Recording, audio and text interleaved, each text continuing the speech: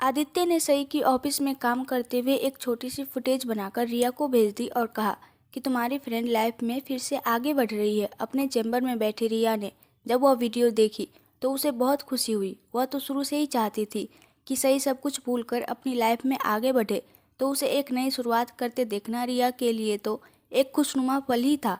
रिया ने तुरंत सई को कॉल किया, तो तुमने आज अपनी लाइफ की दोबारा शुरुआत कर ही दी। आई कांट टेल यू यार कि मैं कितनी ज़्यादा हैप्पी हूँ तुम्हारे लिए। सही बोली। Thank you and it's all because of you Riya, तुमने मुझे बहुत सपोर्ट किया। अगर तुम और आदित्य मुझे नहीं संभालते तो पता नहीं मैं आज जिंदा भी होती या नहीं। सटअप सही, ऐसा नहीं कहते। तो बताओ कि अपनी नई जॉब की ट्रीट कब दे रही हो। सही ने स्माइल किया। अभी पहले सैलरी तो हाथ में आने दो, ये एक्सक्यूज नहीं चलेगा। मैंने आदित्य को बोल दिया है कि इस मंथ की सैलरी वो एडवांस में तुम्हें दे दे। सही हंस दी। इट मीन्स अब तो मुझे ट्रीट देनी ही होगी। ओके, तो तुम कहो कि कब फ्री हो, उसी दिन दे दूंगी। रिया बोली। अभी तो इस वीक बहुत काम रहने वाला है, तो तुम संडे फाइनल कर लो। उस दिन मुझे कपड़ों की शॉपिंग भी करनी है, तो तुम और आदित्य साथ चलेंगे। शॉपिंग के बाद तुम अपनी ट्रीट दे देना। सही बोली। फाइन, तो संडे फिक्स रहा। आदित्य ने मिश्रा जी को बोल दिया था कि सुबह शाम वही सही को फार्म हाउस से लेने और छोड़ने जाया करेंगे। वह यह काम खुद नहीं कर सकता था और ना ही अपनी कार लगवा सकता था, वरना फिर लोग बातें बनाएंगे। उसे तो इन सब बातों से कोई फर्क नहीं पड़ता था, लेकिन बड़े ठाकुर को जरूर दिक्कत हो सकती थी। एक सप्ताह बीत गया था। सई की लाइफ में सब कुछ सही जा रहा था और उसे खुश देखकर आदित्य भी खुश था। क्या हुआ जो वह सई की लाइफ का हिस्सा नहीं बन सका, बट एटलीस्ट उसकी खुशियों में तो शामिल है। सई का खोया सेल्फ कॉन्फिडेंस धीरे धीरे वापस आ रहा था। वह हर रोज अपने पेरेंट्स को याद कर लाइफ में आगे बढ़ने के लिए छोटे छोटे स्टेप्स ले रही थी। शनिवार को आदित्य अपने कैबिन में बैठा था। उसे कोई बिजनेस रिलेटेड लेटर टाइप करवाना था, तो मिश्रा जी को कैबिन में बुलाया। मिश्रा जी कुछ काम में फंसे हुए थे, तो उन्होंने सई को अपनी जगह पर आदित्य के पास भेज दिया। सई आदित्य की परमिशन लेकर कैबिन के अंदर आई और उसके सामने बैठ गई। आदित्य ने एक बार उसकी तरफ देखा। आज वह ब्लू कुर्ते में बहुत प्यारी नजर आ रही थी। आदित्य ने उससे अपना ध्यान हटाया और बिजनेस लेटर डिटेक्ट करने लगा। सही उसका बोला हुआ लेटर तुरंत नोट कर रही थी। थोड़ा ही टाइम हुआ था कि सही जल्दी से उठ गई और अपने मुंह पर हाथ रख लिया। आदित्य उसको कुछ पूछता कि सही दौड़कर उसके कैबिन में अटैच्ड बाथरूम में चली गई। आदित्य उठकर उसके पीछे चला गया। क्या हुआ सही, आर यू ओके? तभी उसको बाथरूम के अंदर से सही के वोमिट करने की आवाज़ें सुनाई दी। यह सुनकर आदित्य के माथे पर चिंता की लकीरें उभर आई। थोड़े टाइम बाद सई बाथरूम से बाहर आई तो आदित्य ने सपोर्ट देकर उसको चेयर पर बैठा दिया। अगर तबीयत ठीक नहीं थी तो छुट्टी ले लेती, मैं डॉक्टर को कॉल कर देता हूँ। मेरी तबीयत ठीक है आदित्य, तुम टेंशन मत लो। लगता है खाने से कुछ गड़बड़ी हो गई पेट में, तो वोमिट हो गई। Now I am feeling much better. तुम्हें डॉक्टर को कॉल करने की रिक्वायरमेंट नहीं है। Are you sure? Yes I am fine. Sorry, dictation के बीच से उठ गई। तुम उसे पूरा करवा दो, फिर मैं टाइप करके ले आती हूँ। आदित्य अपनी चेयर पर बैठ गया और डिक्टेशन पूरी करवाने लगा। काम खत्म हो जाने के बाद उस बिजनेस लेटर को रेडी करने सही अपने कैबिन में चली गई। आदित्य उसको जाते देख रहा था। वो तो उसकी हालत देखकर डर ही गया था, बट अभी रिलैक्स था। नेक्स्ट डे रिया आदित्य को जबरदस्ती पकड़कर फार्म हाउस पर आ गई, क्योंकि वो वही ड्रेसेज परचेज करना चाहती थी जो आदित्य को पसंद आए। रिया को देखकर सही खुश हो गई। मैं बहुत मिस कर रही थी तुम्हें, लेकिन अब जाकर मिलना हुआ है। एक वीक ही हुआ है, पर ऐसा फील हो रहा है कि हम एक महीने से नहीं मिले। रिया बोली। हाँ, मुझे भी सेम फीलिंग्स आ रही है। मैं भी बिजी थी और तुम भी, तो हम मिल भी नहीं सके। ये बताओ कि आदित्य तुमको ज़्यादा तंग तो नहीं करता? आदित्य मुस्कुरा दिया। सही, जरा भी नहीं। यह तो बहुत सपोर्ट करते हैं। रिया प्राउडली बोली। गुड बॉय है आदित्य। अच्छा, तो फिर चलो, हमें बुटीक पर जाना है और मेरे लिए कपड़े कलेक्ट करने हैं। फिर तुमको ट्रीट भी तो देनी है। आदित्य बोला। मुझे समझ नहीं आता कि तुम लड़कियों का शॉपिंग का ये क्या सीन होता है। दिमाग घूम जाता है इतनी सारी ड्रेसेस को देखकर कि कौन सी लेनी है और कौन सी नहीं। तीनों बुटीक पहुंचे और वहां उपलब्ध खूबसूरत ड्रेसेस को देख सही निशब्द सी रह गई। यह उसकी लाइफ में पहली बार था कि वह किसी प्रोफेशनल डिजाइनर के बुटीक में आई हो, वरना वह तो अपनी शॉपिंग रेडीमेड क्लॉथ स्टोर और ज़्यादा से ज़्यादा किसी शॉपिंग मॉल से परचेज कर लेती थी। आदित्य ने पहले ही वहाँ एक कॉर्नर पकड़ लिया था और बैठकर अपनी अर्जेंट कॉल अटेंड करने लगा। बीच बीच में वह दोनों लड़कियों को देख लेता था कि वहाँ क्या चल रहा है। रिया ने कुछ ऐसी ड्रेसेस सेलेक्ट की जो उसे और सई दोनों को पसंद थी। रिया ने सई को उन ड्रेसेस को एक एक कर पहन कर आने को कहा। सई बोली, मैं क्यों? ड्रेसेस तुम्हारी है तो तुम्हें देखना चाहिए ना कि तुम पर कैसी लग रही है और तुम्हारे लिए कंफर्टेबल है या नहीं। रिया, आई नो सही, बट मैं यह देखना चाहती हूँ कि सामने वाले को देखने में कैसे लगेगी। एक बार तुम ट्राई करके दिखा दो, जो ज़्यादा अच्छी लगेगी उन्हें मैं ट्राई कर लूँगी, फिर आदित्य को जो पसंद आएगी वो मैं रख लूँगी। मैं अपने लिए एक एक ड्रेस भी बेस्ट लेना चाहती हूँ। सही सारी ड्रेसेस लेकर चेंजिंग रूम में चली गई और रिया आदित्य के पास आकर बैठ गई। आदित्य बोला, इतनी जल्दी शॉपिंग हो गई? रिया बोली, अभी कहाँ, अभी तो हमने वो ड्रेसेस ली है जो हम दोनों को पसंद आई है। अभी सही एक एक कर सभी को पहनकर दिखाएगी, फिर जो बेस्ट लगेगी और तुम्हें पसंद आएगी वो मैं ले लूँगी। आदित्य ने अपना सिर हिलाया। तुम लड़कियां शॉपिंग के टाइम पर कितनी ज़्यादा टिपिकल हो जाती हो। उसकी बात सुनकर रिया जोर से हंसने लगी। मेरी शादी हो रही है आदित्य, होने वाली दुल्हन हूँ तो अपनी तरफ से कोई कमी नहीं रखना चाहती। दोनों ने देखा कि सई एक बड़ा ही खूबसूरत सा लहंगा पहनकर उनके सामने खड़ी हो गई है। आदित्य की आंखें तो वहीं ठहर गई। रिया बोली, wow Sai, you are looking gorgeous, है ना आदित्य? आदित्य खुद को व्यवस्थित करने के बाद अपने मोबाइल में देखने लगा था। अच्छी लग रही है। सही एक एक कर सारे ड्रेसेस चेंज करके आती और रिया आदित्य के सामने खड़ी हो जाती। आदित्य उसको अभी ढंग से देख भी नहीं रहा था कि उसकी फीलिंग्स गलती से भी बाहर नहीं निकल जाए। रिया को तो सही पर सारी ही ड्रेस बहुत अच्छी लग रही थी, तो वह कंफ्यूज हो गई और कहा, आदित्य इस पर तो सारी ड्रेसेज सूट कर रही है, मैं इन सबको लेकर क्या करूँगी? सही जो चेंज करके अपने कपड़े पहनकर आ चुकी थी ने कहा, तो तुम खुद ही पहन कर देखो, हो सकता है कि तब तुम्हारी प्रॉब्लम का सल्यूशन मिल जाएगा। ओके, मैं ही ट्राई करती हूँ। तुम दोनों प्लीज़ 3-4 ड्रेसेज ऐसी बताना जो मुझ पर बेस्ट लग रही हो। रिया ड्रेस लेकर चेंजिंग रूम में चली गई तो सही आदित्य से थोड़ा दूर बैठ गई। आदित्य बोला, तुम सारी ड्रेसेज में काफ़ी अच्छी लग रही थी। सही थोड़ा सा स्माइल कर बोली, थैंक्स। फिर आदित्य बोला, रिया तो कंफ्यूज हो गई, तुम्हें कोई ड्रेस पसंद आ गई या तुम्हारा भी रिया वाला हाल था? मुझे तो सबसे बेस्ट पिंक साड़ी लगी, तो तुमने उसे वो पिंक साड़ी सजेस्ट क्यों नहीं की? सही बोली, मैंने एक बार उसे बोला, बट मुझे रिया को ऐसे फोर्स करना सही नहीं लगा। उसकी शादी होने वाली है तो ऐसे मौके पर तो उसे उसकी पसंद की ड्रेसेज लेनी चाहिए जो उसको पसंद आए। लेकिन मैंने फिर कुछ नहीं कहा। रिया एक एक कर ड्रेसेज पहनकर दिखाने लगी, लेकिन आदित्य को तो अभी तक सही ही उन ड्रेसेज में नज़र आ रही थी।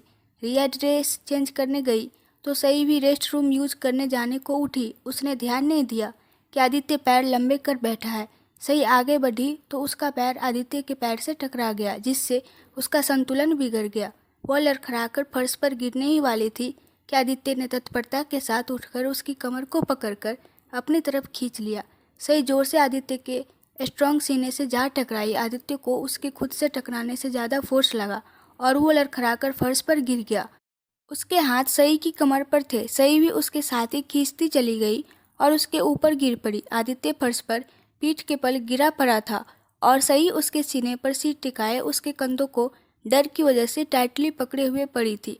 आदित्य के हाथ उसकी पीठ पर थे। शुरू के कुछ सेकंड तो दोनों ऐसे ही गिरे पड़े रहे। आदित्य और सई का प्यार उनके दिलों में फिर से धड़कने लगा था कि सई को अपने साथ हुए हादसे की और आदित्य को अपने एंगेजमेंट की याद आई। दोनों का सामना जैसे ही अपने जीवन के इस कटु सत्य से हुआ, वो तुरंत एक दूसरे से दूर हो उठे, खड़े हुए और एक दूसरे से नज़र बचाने लगे। उनको समझ नहीं आ रहा था कि कैसे रिएक्ट करे, बट तभी रिया ड्रेस चेंज कर वहाँ आ गई।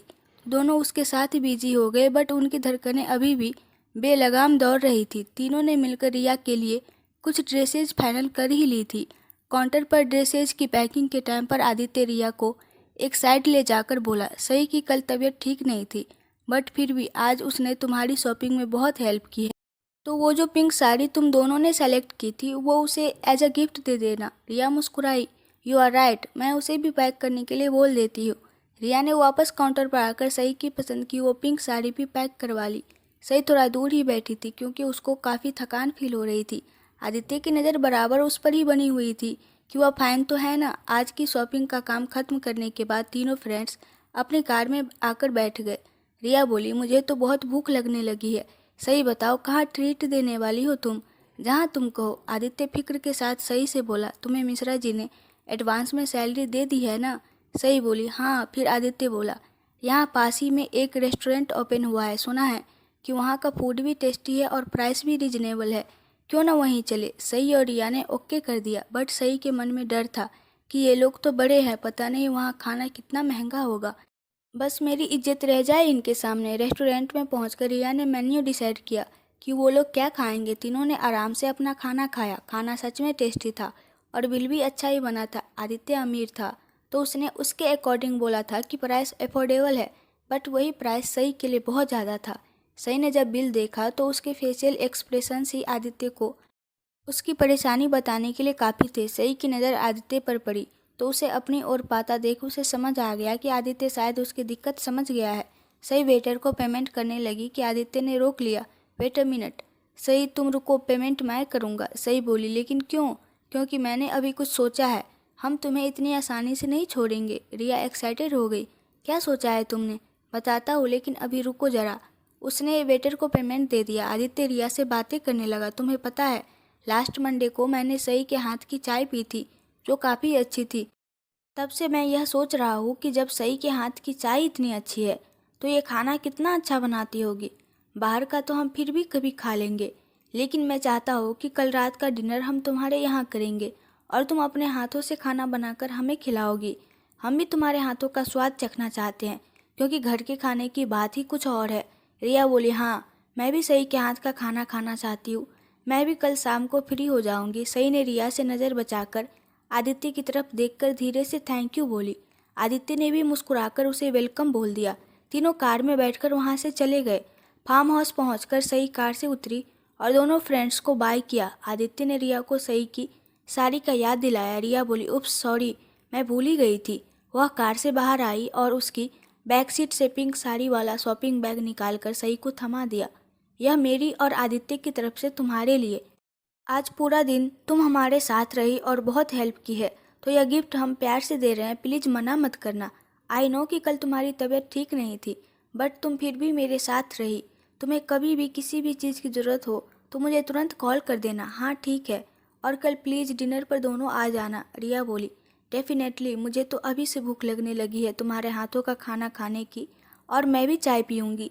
सही हंसने लगी। रिया अब उसको बाय बोलने के बाद कार में बैठ गई। आदित्य ने कार ड्राइव करना शुरू कर दिया, बट वह साइड मिरर से अपनी जगह पर खड़ी सई को देख रहा था। दोनों के जाने के बाद सई अपने रूम में आ गई। जब उसने अपना शॉपिंग बैग ओपन किया तो देखा उसमें वही पिंक साड़ी थी जिसके बारे में उसने आदित्य से जिक्र किया था कि उसे वह पसंद है। सई समझ गई कि उसकी पसंद के बारे में रिया को आदित्य ने ही बताया होगा, लेकिन वह बहुत कर चुका है उसके लिए, तो वह और ज़्यादा नहीं करवाना चाहती। ऑलरेडी उस पर उनके एहसान है।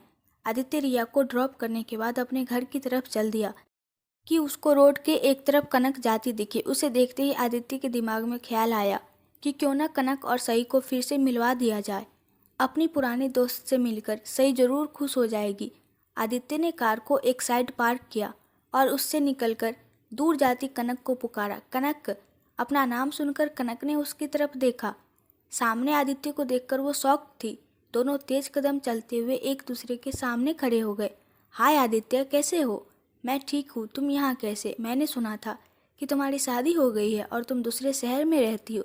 कनक बोली, हाँ, अभी मैं मैके आई हुई थी। मैं सही के घर गई थी उससे मिलने, लेकिन उसका घर ही नहीं मिला। पड़ोसियों से पता चला कि उसके साथ कितना बुरा हुआ। क्या कोई जानता है कि वो कहाँ है? मैं उससे मिलना चाहती हूँ, पर पता नहीं वो किधर चली गई। आदित्य बोला, वो मेरे पास है। कनक चौंक गई। सच? वो तुम्हारे पास है? हाँ। उसने कनक को सारी कहानी बता दी। कनक खुश थी कि आदित्य ने ऐसे बुरे टाइम पर सही को सपोर्ट किया। कनक बोली, मुझे भी मिलना है सही से, प्लीज़। अभी तो नहीं मिल सकोगी, टाइम ज़्यादा हो गया है, लेकिन मैं और रिया कल रात मेरे फार्म हाउस पर डिनर के लिए जा रहे हैं, तो तुम भी हमारे साथ चल देना। तुम उसके लिए एक सरप्राइज हो जाओगी। कनक बोली, ओके, मुझे मंजूर है। आदित्य ने उससे एक दूसरे का नंबर एक्सचेंज कर लिया और सही का कॉन्टैक्ट नंबर भी उसे दे दिया कि बाद में वह दोनों एटलीस्ट एक दूसरे से बातें तो कर सकेंगे। कनक सही की पुरानी फ्रेंड है, तो उसके साथ शायद सही को अपने अतीत से बाहर निकलने में थोड़ी हेल्प हो जाएगी। कनक आदित्य के बदले नेचर को देखकर थोड़ा शॉक्ड भी थी और हैप्पी भी कि आदित्य थोड़ा बहुत ओपन हो गया था। कॉलेज टाइम में तो उसने सही से या उससे बात नहीं की थी और वह लेटर वाला मामला भी तो हुआ था। बट इतने सब चीज़ों के बाद भी आदित्य ने सही को सपोर्ट किया, यह भी बहुत बड़ी बात है। मैं तुम्हें घर ड्रॉप कर देता हूँ। नहीं, इट्स ओके, मेरा घर बस आई। अच्छा, यह रिया कौन है? आदित्य बोला, मेरी फियांसे। कनक ने यह सुना तो उसका सिर घूमने लगा। उसको एक धक्का सा लगा। क्या हुआ? Any problem? कनक बोली, नहीं। आदित्य तो चला गया, लेकिन कनक सोचने पर मजबूर हो गई कि अगर आदित्य ही सही का लाइफ टाइम के लिए हाथ थाम लेता तो कितना अच्छा होता।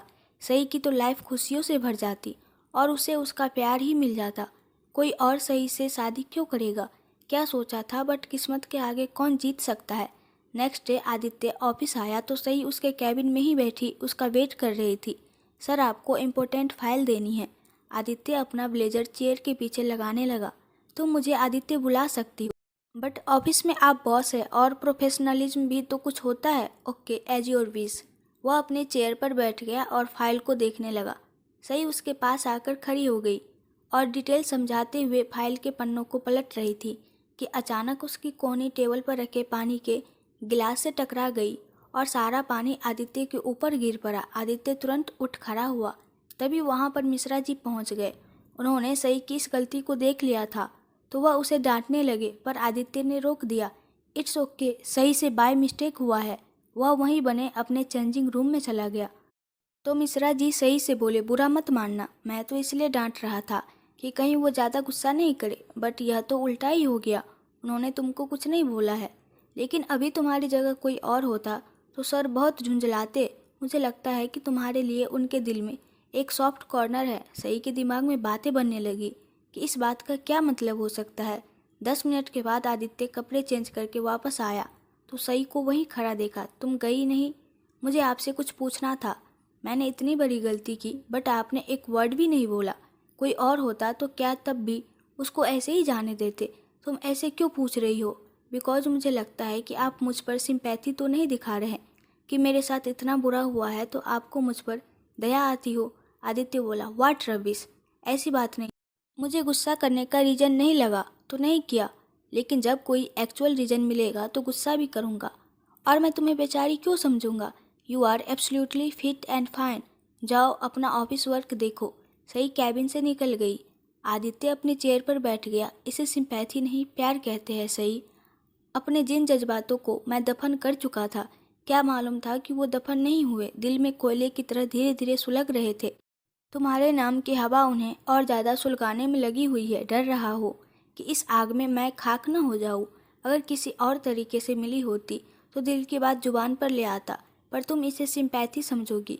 यही डर मुझे कुछ कहने नहीं देता। तुम्हारे साथ जो कुछ भी हुआ उसमें तुम्हारा कोई दोष नहीं।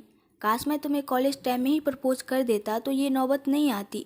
सही जब भी उसके पास आती या कहीं दिखाई दे जाती तो आदित्य को अलग सी खुशी मिलती थी, बट उसे नहीं मालूम था कि ये छिप छिप कर दीदार करना सिर्फ वही नहीं कर रहा था। सही भी उसे ऐसे ही देखती थी, पर उसे अपनी मर्यादा का भी पता था। तो उसने फैसला कर लिया था कि वो जल्द ही किराए का घर ले लेगी और खुद से ऑफिस आया जाया करेगी। आदित्य तो रिया का है और उसी का रहेगा। ऑफिस टाइम खत्म होते ही आदित्य शाम को घर आया और सोचने लगा कि क्या सही के लिए अपने दिल में फीलिंग्स होने के बावजूद भी रिया से मैरिज करने का उसका डिसीजन ठीक है। उसे एक बार सही से उसके दिल की बात जाननी होगी। रिया को तो कोई भी मिल जाएगा, लेकिन सही तो पूरी लाइफ अकेली ही रह जाएगी, क्योंकि कोई उसे अपनी लाइफ में लाना नहीं चाहेगा। लोगों की सोच ही संकीर्ण है। उसने डिसाइड किया कि वह कुछ दिन बाद सही को पूछ लेगा कि क्या वह उससे मैरिज करना चाहेगी। उसे मेरे साथ अपनी लाइफ स्पेंड करने में प्रॉब्लम तो नहीं है। वो हाँ कहेगी तो रिया से भी बात कर लूँगा, वो समझेगी मुझे। आदित्य सही के यहाँ रात के डिनर के लिए रेडी होने चला गया। अगर आप लोगों को इस कहानी के आगे का पार्ट देखना है तो कमेंट में बताइए, और प्लीज़ आप लोग मेरे चैनल को सब्सक्राइब कर दीजिए, इस वीडियो को लाइक कर दीजिए एंड शेयर कर दीजिए। Thank you.